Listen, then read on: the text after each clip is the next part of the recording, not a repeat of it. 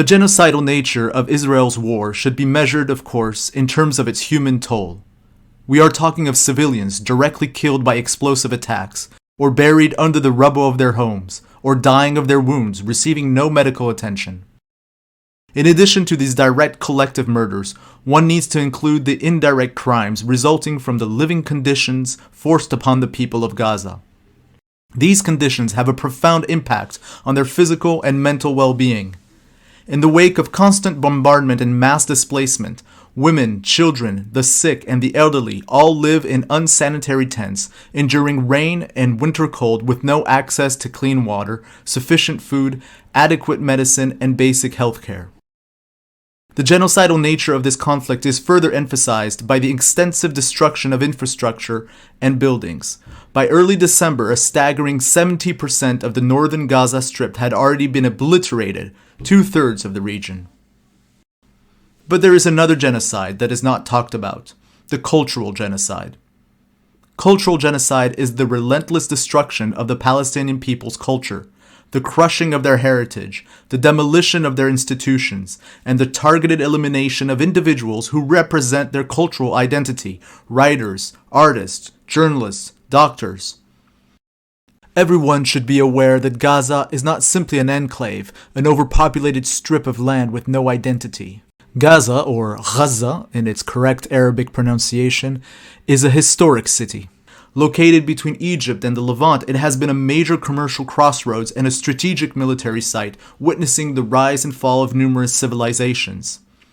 Among many things, Gaza is the city of Isidore, a leading philosopher, heading the Neoplatonic school in Athens in the 4th century, and the city of Suleiman el-Ghazi, a Christian poet and theologian known as Samon of Gaza in the 10th century. Gaza is also the city of Imam al-Shafi'i from the 8th century, a renowned Muslim jurist and scholar, founder of the Shafi'i school of jurisprudence. Throughout the last century, Gaza has been the epicenter of the Palestinian national movement. It is the birthplace of numerous founding members of the Fatah movement and the PLO. Since the 1950s, it has stood as a bastion for armed resistance. It was there that the 1987 Intifada took root, and it was from Gaza that the 2018 peaceful marches of return originated, before ending in bloodshed at the hands of Israel. Today, the population of Gaza consists of over 80% of refugees and their descendants, forcibly displaced by the Zionists since 1948. With a history dating back to antiquity, Gaza possesses an extraordinary cultural and architectural legacy. This city is adorned with archaeological marvels, historically significant structures, ancient places of worship, and museums housing artifacts and documents spanning diverse eras and civilizations. In its policy of destroying the history and collective memory of Palestinians, Israel has not shied away from bombing the treasures of this ancient city. Through compelling images and NGO reports, we know that numerous historical buildings have been either entirely destroyed or severely damaged. In addition to devastation inflicted on mosques and churches, the occupying forces have laid waste to the majority of the old city, including 146 houses, markets, and schools. Some of the significant sites and monuments include the Al-Omari Grand Mosque, one of the oldest mosques in Palestine. Its site is believed to have hosted a Philistine temple and later a Byzantine church before the mosque's construction. It is a place of significant symbolic value where Gazans have prayed for centuries. The minaret witnessed 14 centuries of diverse civilizations only to be targeted by bombs. How shameful. The Greek Orthodox Church of St. Porphyrius, considered the third oldest church in the world, rebuilt by the Crusaders in the 12th century, damaged by a bomb. The Church of Jabaliya, a remarkable 5th century Byzantine church, was recently restored and opened to the public for only a year. It featured stunning and abundant mosaics. I use the past tense because the site has been entirely destroyed by a direct bombing. The Sayyid al-Hashem Mosque, one of the largest and most beautiful mosques in Gaza, featuring a wide esplanade encircled by galleries. A very old monument, it had been destroyed by Napoleon's troops and later reconstructed by the Ottomans. It holds the tomb of Hashem ibn Abd Manaf, the great-grandfather of the Prophet Muhammad, directly targeted and bombed. The archaeological port of Anthedon was Gaza's first seaport, dating back to the 8th century BCE. It is one of Gaza's most remarkable archaeological monuments. It is on UNESCO's tentative list of World Heritage Sites, also bombed. The archaeological site of Tel Es-Sakan is considered by experts as the city's initial site. The location has revealed remnants dating back 4,500 years to the Bronze Age. Unfortunately, it is situated in the Al-Zara neighborhood, which has been entirely destroyed. Other important archaeological sites have been devastated, such as the 400-year-old Al-Saka house, the Al-Hussein house dating back to the Ottoman era, the Smara Hammam built over 13 centuries ago, and even an important cemetery from the Roman period. In this regard, the madmen not only bomb Palestinian tombs, but use bulldozers to complete this desecration. Even the dead are targeted. Most important cultural institutions have been deliberately targeted: cultural centers, associations, bookstores, resulting in widespread devastation. All archaeological museums have been destroyed without exception. They held the treasures of Palestine before the Nakba. Most of the ancient artifacts have been stolen.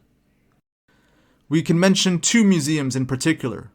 The Al-Qarara Museum, founded in 2016 to showcase the archaeology and history of the region.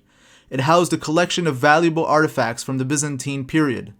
The entrance was free, and the museum served as a community center. But it is the Rafah Museum that is a true heritage disaster.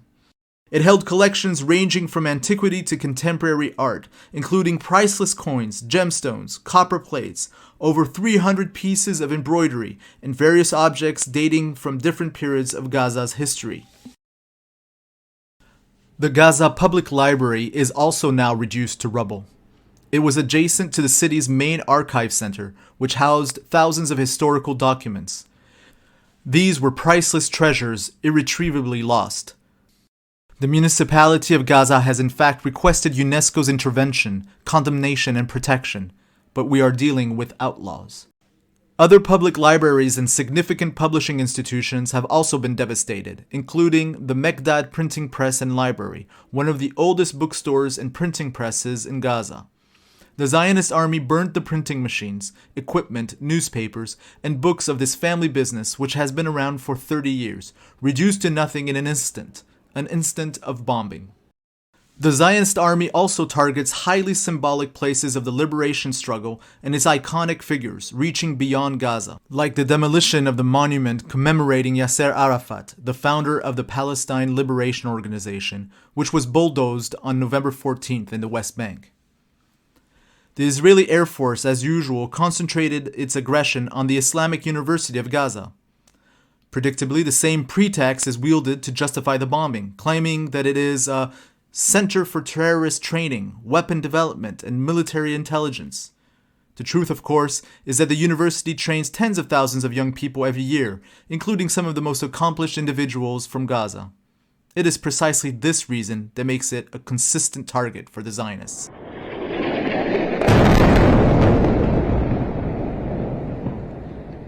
In demolishing the cultural heritage of Gaza, by eradicating traces of a history dating back to antiquity, Israel is obliterating our shared legacy, the irreplaceable witnesses of our past, and with complete impunity. It is worth recalling that when ISIS attacked ancient monuments, the world was shocked, and rightly so. Denunciations against those barbaric acts poured in from all over the world. Why such silence, such complicity today? How can we qualify this massacre of the Palestinian heritage, if not as a cultural genocide? Must we find other, perhaps more politically correct words to suit the censorship of the Zionists and their allies, the Western media in particular? And how can we enforce the protection of these cultural assets as demanded by international humanitarian law? Unfortunately, when it comes to defending this oppressed people, besieged on their land, bombarded from their skies, deprived of shelter, food, healthcare, and work, when it comes to protecting the centers of their knowledge or the legacies of their past, the rule of law suddenly becomes useless, and those in positions of authority strangely become deaf and blind.